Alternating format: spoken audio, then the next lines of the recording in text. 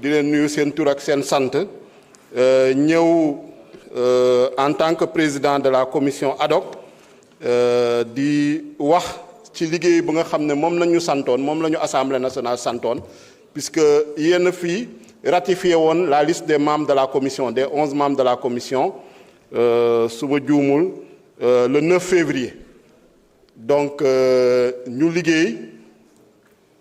liggéey boobu moom la ñu suñu collègue rapporteur Youngar Dione présenté ci rapport bi nag le 9 février donc ñu liggéey boobu moom la ñu suñu collègue rapporteur Youngar Dione présenté ci rapport bi nag à une large majorité la commission a demandé ñu lever l'immunité parlementaire de notre collègue Mouhamadou Ngom lu tax ñu laaj ñu lever immunité parlementaire notre collègue Mouhamadou Ngom d'abord dañu gis ne procédure ba nga xam ne moom la article 61 wax procédure bi topp nañ ko ba mu jeex mooy maanaam commission ad hoc ba installé nañ ko jot nañu benn demande de lever immunité parlementaire ak pièces jointes yëpp dossier yëpp ñu laajoon waa justice garde des sceaux jox nañu ko donc les PV d'enquête lépp lu nga xam ne mën nañu permettre ñu apprécier la demande jox nañ ñu ko ñu sukkandu ci également installé nañu commission bi dans les règles selon l'article 61 yu mu wax convoqué nañu commission bi également dans les règles convoqué également suñu collègue Mouhamadou Ngom en tant que député mis en cause il s'est présenté avec son défenseur permettre nañu à la commission mu xool lan moo nekk ci dossier bi ñëpp consulté nañu dossier bi ñëpp consulté nañu demande bi ak pièces jointes yi xam lan moo nekk lan nañu toppee en tout cas lan nañu bëgg a toppee notre collègue Mouhamadou Ngom sur la base de ça ñu convoqué une séance d'audition de la commission ad hoc suñu collègue bi présenté wu ñu koy rafetlu parce que bu mu ñëwee quand même il était en très bonne forme ñu ngi ciy sant yàlla parce que bon effectivement dans la presse nouvelle yu mu doon jot ci moom xawoon nañu tiit mais vraiment ñëw na présenté wu ak son défenseur la présidente Aïssata Tall Sall ñu jox leen parole ñu wax pendant 1 heure de temps moom pratiquement wax na pendant 45 minutes 50 minutes sans discontinuer il est revenu sur lépp lu nga xam ne depuis le début de sa détention bu ñu ko jàppee moom lu mu jàpp ni jaarul yoon loolu yëpp dellu si na si même su fekkee sax lu mu wax ci affaire bi bëriwul mais au moins il est revenu sur le parce que amoon na beneen dossier boo xam ne levé woon nañ fi immunité parlementaire il est revenu largement sur ce dossier là ak procédure bi nu mu déroulé woo ak moom lu mu jàpp ni procédure bi jaarul yoon ñu permettre également sur affaire bi tam mu revenir si bu ñuy paree ñu jox parole défenseur am également jël parole également présenter ñoom i seeni argument loolu bu ñu ci paree ñu permettre aux membres de la commission ñu poser ay questions ñu interpeller ko membres de la commission yëpp poser ko ñuy interpeller aussi bien les députés de la majorité que les députés de l'opposition donc bu ñu paree audition boobu commission bi délibéré commission bu mu délibéré à une majorité mu recommander à la séance plénière lever immunité parlementaire lu tax ñu koy recommander nag parce que dañu gis ni moom lu ñu ko toppee moom nangu na ko. frauduleuse d'objets prohibés en milieu carcéral corruption violation du secret de l'instruction etc. donc ay délits yoo xam ne c'est prévu par le code pénal moom mu nangu ni téléphone yooyu moo ko yoroon Samsung marque A26 ak Itel Calus donc mais expliqué na lan la si doon def mais loolu ñu jàpp ni en tout cas enquête bee ko war a révéler ñaan nañu tamit moom ak défenseur am nañu suspendre procédure bi parce que ñoom dafa am benn requête bu ñu déposer au niveau de la chambre d'accusation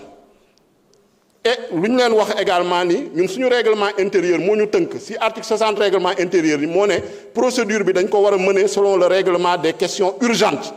moo tax on doit l'inscrire à la prochaine séance de l'Assemblée nationale article 61 moo ko wax moo tax mënuñu woon donner droit à cette demande de suspension te ñu gis ni toutes les conditions sont réunies pour lever son immunité parlementaire pour que mu mën a expliquer wu devant la justice téléphone yi lan la ko doon def lan la si doon jëfandikoo ak ñu jàpp parce que am na ñeneen ñoo xam ne jàpp nañ leen si procédure ñooñu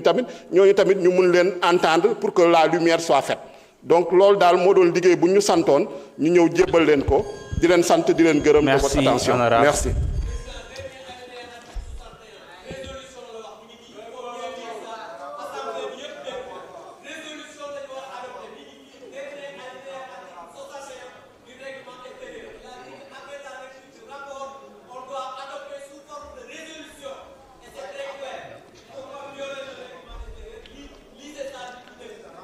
La parole est à notre collègue Yungar John, rapporteur de la commission ad hoc.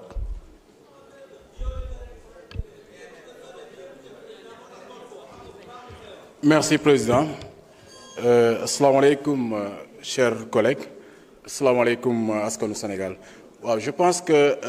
Président Ayib wax na lépp li nga xam ne ni moom la ñu jëlee woon ci li nga xam ne moom mooy li ñu doon def muy audition. Et li ci ëpp solo ci audition boobu mooy notre collègue Mouhamadou Ngom dafa reconnaître ne effectivement moom moo yoroon les deux téléphones. Et ñun nag au niveau de l'Assemblée nationale ñun nag au niveau de l'Assemblée nationale ñun au niveau de l'Assemblée nationale dafa am lu ñu tënk muy l'article 61 bi nga xam ne ni dafa ne balaa ñoo def dara ci wàllum député yi dañuy war a lever li nga xam ne ni moom mooy seen mbalaanum kiiraay ci loolu la ñu gis ni ñun dañu évaluer par rapport ak li nga xam ne ni moom la notre collègue wax il a reconnu les faits il a fait un aveu ne moom il avait les deux téléphones portables yi nga xam ne benn bi ki ko jox moom mooy agent wu administration pénitentiaire bi waaye beneen bi aussi ba léegi ba tey ba sànq dafa wax ni moom moo ko introduire donc pour vous dire que ñun xam nañ ne mënul génn di introduire mais comme il a reconnu les faits ne moom moo introduire kii boobu mënuñu wax lu dul na justice def liggéeyam et ñun duñu dugg ci benn procédure dañuy xool si la demande de levée ndax jaar na yoon ndax xel xalaat na ko ndax xel mën na kaa nangu et ba ñun la commission de ad hoc gis nañu ne demande boobu kat mën nañ ko appliquer mën nañu permettre justice def liggéeyam waaye nag li nga xam ne ni mooy njëlbeen luy rot ci enquête ba loolu mën naa ne procureur moo koy def ak le juge donc ñoom ñoo ci àddu ñu ngi gërëm ñëpp di sant ñëpp jërëjëf.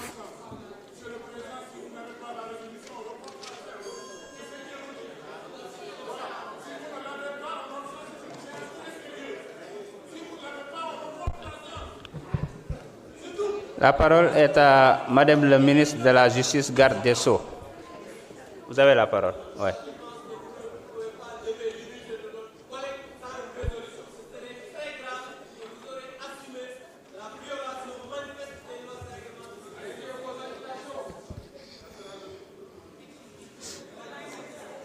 Monsieur le Président de l'Assemblée nationale, Madame le secrétaire d'État auprès du Premier ministre chargé des relations avec les institutions, porte-parole du gouvernement, honorables députés, chers collègues du ministère de la Justice. Au cours d'une visite inopinée effectuée au pavillon spécial dans la nuit du 29 au 30 décembre 2025 par les agents compétents du service de l'administration pénitentiaire, M. Mahamadou Ngom dit Farba a été trouvé détenteur de 2 téléphones portables et de 5 clés USB. Suite à la découverte de ces objets, dont la détention n'est pas autorisée en milieu carcéral, une enquête judiciaire a été ouverte immédiatement. L'exploitation technique de ces téléphones a mis en évidence plusieurs échanges téléphoniques avec diverses personnes établies sur le territoire national et à l'étranger, mais aussi de nombreuses opérations financières et immobilières, des documents judiciaires couverts par le secret de l'institution et des vidéos impudiques. Entendu,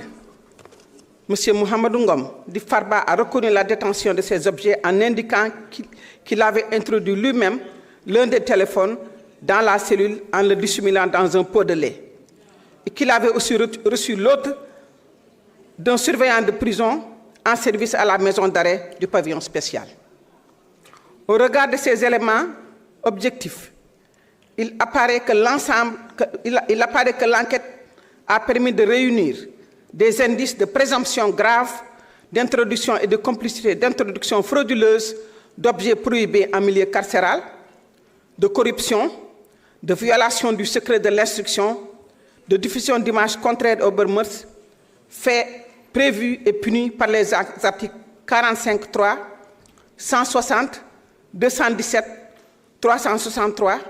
431-60 du Code pénal et 11 du Code de procédure pénale. L'ouverture d'une information judiciaire est alors envisagée afin d'élucider les faits et d'établir le niveau de responsabilité de toutes les personnes impliquées. Toutefois, il résulte des articles 61 de la Constitution et 60 de la loi organique numéro 2025-11 du 18 août 2025 portant règlement intérieur de l'Assemblée nationale que, sauf cas de flagrant délit, aucun député ne peut, pendant la durée des sessions, être poursuivi et arrêté en matière criminelle ou correctionnelle sans l'autorisation de l'Assemblée. C'est pour toutes ces raisons que par lettre 004 PRD du 20 janvier 2026, Monsieur le procureur de la République près le tribunal de grande instance hors classe de Dakar sollicite la levée de l'immunité parlementaire du député Mahamadou Ngom Di Farba afin que des poursuites puissent être exercées à son encontre. Je vous remercie, Monsieur le Président. Merci. Merci beaucoup, Madame la Ministre. La parole est à notre collègue Mohamedou Ngom.